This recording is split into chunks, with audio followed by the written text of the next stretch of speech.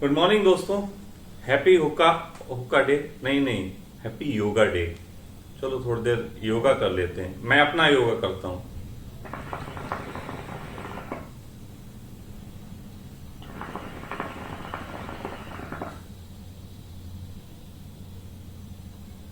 लगा होगा ना आपको, भ्रष्ट आदमी, नशेड़ी योगा डे पे कैसी बातें करने बैठ गया। मैं ऐसे ही सोच रहा था, और सोच इसलिए रहा था क्योंकि सुबह लगभग ब्रह्म मुहूर्त में पातंजलि मेरे सपने में आए और पातंजलि ने मुझसे आके कहा कि तुम्हें कुछ करना चाहिए। तो मैंने कहा मुझे क्या करना चाहिए? तो कहने लगे कि लोगों को थोड़ा बताओ कि योगा फॉर हेल्थ नहीं होता, योगा फॉर एनलाइटमेंट होता है। तो मैंने कहा जी, लोगों को तो एनलाइटमेंट की जरूरत ही कहाँ है, लोगों को तो हेल्थ चाहिए। कोरोना काल चल रहा है, आप कह रहे हैं मैं लोगों को बताऊं कि योगा फॉर एनलाइटमेंट, लोग मारेंगे। तो कहने लगे कि हेल्थ ऐसी ही होती है जैसे 100 रुपए। तो मैंने कहा 100 रुपए, ये आप कैसी बातें करने लगे? तो कहने लगे थोड़े सुनो, हेल्थ होती है जैसे तुम्हारे हाथ में 100 रुपए हों, और एनलाइटमेंट ऐसा होता है जैसे तुम्हारे हाथ में 1 करोड़ रुपए हों। तो अगर लोगों को 1 करोड़ रुपए के बारे में बताओगे तो क्या उनके हाथ में 100 रुपए नहीं होंगे? मैं थोड़ा सोचने लगा। मैंने कहा कि बात तो थोड़ी सी ठीक है। आखिर कहां तक हम बर्बाद करेंगे भारतीय संस्कृति को? अब आज मैंने एक न्यूज देखी जिसमें मोदी जी ने बताया कि अब एक ऐप बना दिया गया है जिसमें पूरी दुनिया में हम लोगों को उनकी भाषाओं में योग आसन जो है वो सिखाएंगे। योग आसन। मैं सोचने लगा कि योग आसन, क्या ये भारतीय संस्कृति का प्रचार हो रहा है या भारतीय संस्कृति खराब की जा रही है? अभी कुछ दिनों पहले बाबा रामदेव ने एलोपैथी का विरोध किया था। मैंने भी किया था। बाबा रामदेव को मैंने समर्थन दिया था इस बात के लिए कि एलोपैथी जो है वो कोई अच्छी चीज नहीं है। क्यों किया था? इसलिए किया था कि हमारे शरीर को बाहर से संभालने की जरूरत नहीं है। हमारे शरीर में खुद ऐसे सेंसर्स लगे हैं जो जरूरत पड़ने पे खुद को संभालते हैं। तो अब बात आ जाती है योग की, एनलाइटमेंट की। एनलाइटमेंट क्या है? एनलाइटमेंट है अपने को सहज अवस्था में प्रकृति के नियमों पे छोड़ देना। प्रकृति के नियम पे कह रहा हूं। अब प्रकृति में यहां पे वो वाली नहीं कह रहा हूं जो कृति से पहले थी। यहां मैं प्रकृति वो वाली कह रहा हूं जो हमारी शरीर की संरचना और सब है। तो प्रकृति के नियमों पे स्वयं को छोड़ देना एनलाइटमेंट है। यही धर्म का मतलब है। धर्म का मतलब है नियम, और जागतिक नियमों को सही तरीके से इंप्लीमेंट करने वाला, उससे जुड़ जाने वाला व्यक्ति धार्मिक। अब शरीर के नियम क्या हैं? चलो शरीर के नियम हम अलोम विलोम करते हैं।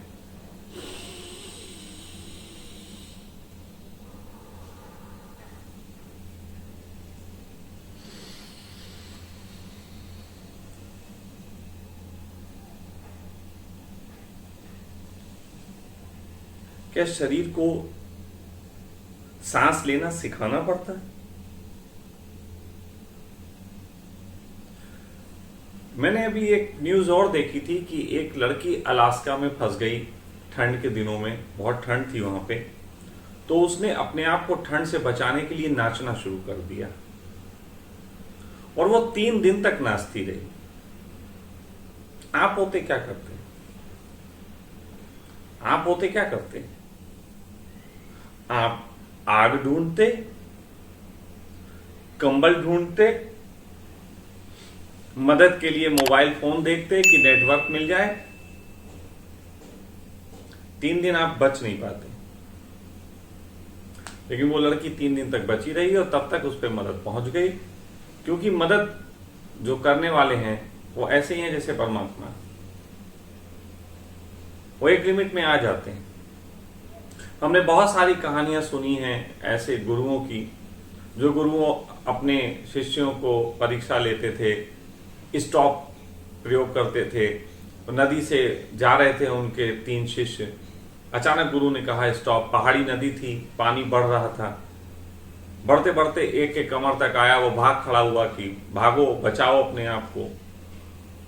दूसरा जो था वो थोड़ा हिम्मतवर था, वो खड़ा रहा जब तक गर्दन तक पानी नहीं आ गया, गर्दन तक आया वो तब भाग गया। तीसरा व्यक्ति जो था वो इंतजार करता रहा, उसने कहा गुरु ने कहा है स्टॉप तो स्टॉप, और जैसे ही पानी ऐसी स्थिति में पहुंचा कि वो मर सकता था, गुरु उनसे पकड़ के निकाल लिया। नेचर जो है, परमात्मा जो है, गुरु जो है, ये सब हमारे सहज रूप से सहयोगी हैं। हमें अपने आप को बहुत ज्यादा करने की जरूरत नहीं। मैं हुक्का पी रहा, लोगों को लग रहा होगा ये कार्बन डाइऑक्साइड ले रहा, मैं आपको मालूम है फेफड़ों की एक्सरसाइज भी हो रही है, शरीर में अंदर जाके जो है वो कार्बन थोड़ी सी मिलनी चाहिए, वो लड़ती है शरीर से, इम्यूनिटी बढ़ती है, मजबूत होती है। कई बार लोग कहते हैं कि हमने जीवन भर ना कुछ गलत खाया ना पिया, स्वास्थ्य बिल्कुल हमने पालन किया, जो जो नियम थे, फिर भी हम बीमार हो गए। और लोग सिगरेट पी रहे हैं, तंबाकू खा रहे हैं, बीमार नहीं हो रहे। ऐसे भी मिसालें आती हैं। मैं आज स्वास्थ्य के लिए बात कर रहा हूं योगा दिवस पे, लेकिन मैं बता रहा हूं कि जिस प्रकार मेडिकल साइंस को हम गलत बोलते हैं कि हम बाहर से चीजें ले रहे हैं, उसी प्रकार अगर हम बाहर से शरीर को अभ्यास भी दे रहे हैं तो ये भी मेडिकल साइंस बस वहां पे वो गोली दे रहा है और यहाँ पे तुम अपनी नाकों को पकड़ के ऐसे कर रहे हो। मेरी उम्र और बाबा रामदेव की उम्र बराबर है, हम दोनों सन 73 की पैदाइश है। मैं समझता हूं कि बाबा रामदेव ने पूरी जिंदगी बहुत नियमों का पालन किया होगा, स्वस्थ हैं, और मैंने पूरी जिंदगी किसी नियम का पालन नहीं किया, छोड़ दिया नेचर पे, मैं भी स्वस्थ हूं।